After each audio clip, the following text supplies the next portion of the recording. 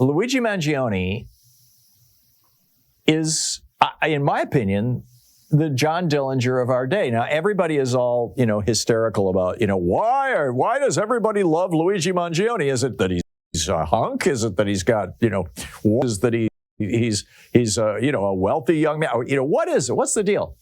And you've got all these pontificators on television going, well, yeah, they like Ted Bundy too. No, not so much. Yeah, there were a few crazies, but nothing like what we're seeing right now.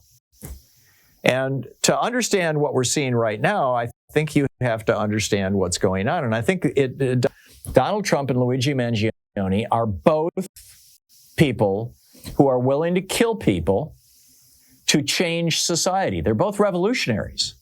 Donald Trump killed 3 police officers and 5 civilians on January 6th in order to try to change society, to try to turn us into a fascist nation, which he's going to do next month to the best of his efforts.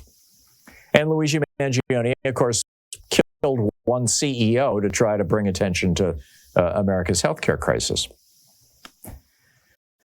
Now, if you go back and look at the 20s and 30s, in the 1920s, the Roaring 20s, you had 3 consecutive Republican administrations, Harding, Coolidge, and Hoover, who cut taxes from 91% down to 25% and massively deregulated the banking and investment industries.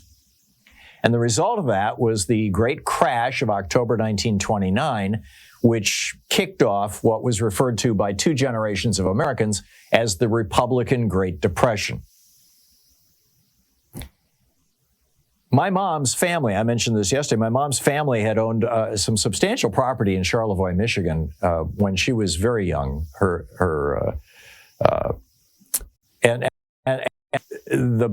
When the banks went out in 29, now this was a year or two before my mother was born, but when the banks went down in 1929, they wiped out my mother's family's wealth. And they ended up having to sell everything. I mean, my grandmother, who I remember, died from the stress of all this. He died when my mother was 13. I never knew my grandfather on my mom's side.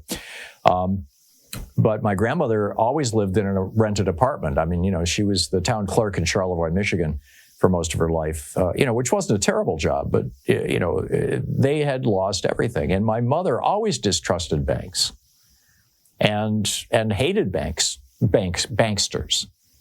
For that reason, I heard these stories. Well, my mom wasn't alone in this. Americans across the board hated the bank. In the 1930s, the banks were screwing Americans like nobody's business. And that's why we got the FDIC. That's why we got all these banking laws in the mid-1930s, that FDR put into place, was to stop the banks from abusing us. But while the banks were abusing us, who were the heroes in American pop culture? Just think about it for a moment. John Dillinger, Pretty Boy Floyd, Babyface Nelson, Bonnie and Clyde, Bob Barker and her Barker Carpus gang. They were the heroes. We made movies out of them. They were on the front pages of the newspapers. Americans loved them. They cheered them on. Books were made, written about them. Why? Because they were robbing banks and killing bankers. Now, I'm not saying that was a good thing. What I'm saying is it shouldn't surprise us at all that Luigi Mangione, who killed a CEO of today's equivalent of the banks of 1920, in other words, today's biggest major industry that is literally causing Americans to die, that is destroying families. 500,000 Americans last year had to declare medical bankruptcy. Most of them were insured. Luigi Mangione is the John Dillinger of this generation. It's that simple. Now, where does that leave Donald Trump? Because Donald Trump is also trying to be the John Dillinger of this generation. He's the guy who's saying, I'm the bad boy who's going to come in and make things better for you all by taking down the status quo, right? His sales pitch is very similar.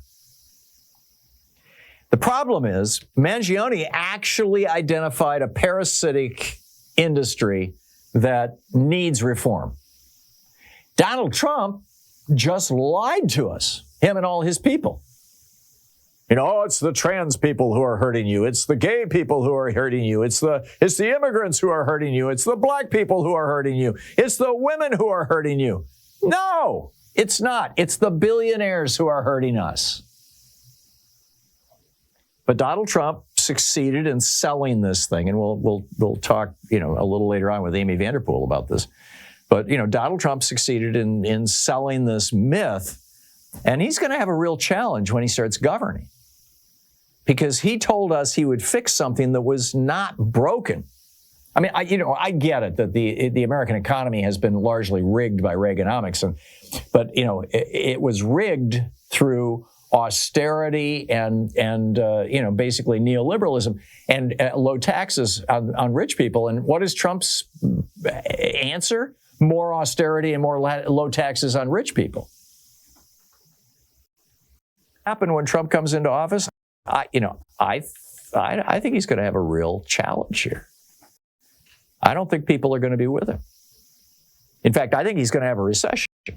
Every time, and Larry from Los Angeles points this out often when he calls in. Bill Clinton did not have a recession. Barack Obama did not have a recession. Joe Biden did not have a recession. Why?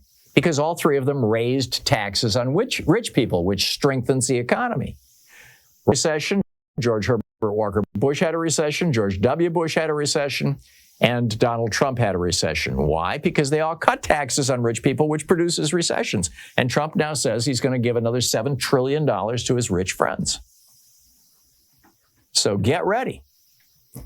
The bottom line here is that I don't think that, where I kind of started this out, is the New York Times yesterday and a bunch of media, a whole bunch of media were talking about, as CEOs across the country are doubling up on security. Really, the only CEOs who I think, are in the crosshairs in terms of public hate are health insurance industry CEOs, and they probably would be wise to increase their security. I mean, just given what just happened, I would if I was one of them. But, the rest of the CEOs, not so much. I don't think anybody is, gunning for the CEO of United Airlines or, Gerber Baby Foods.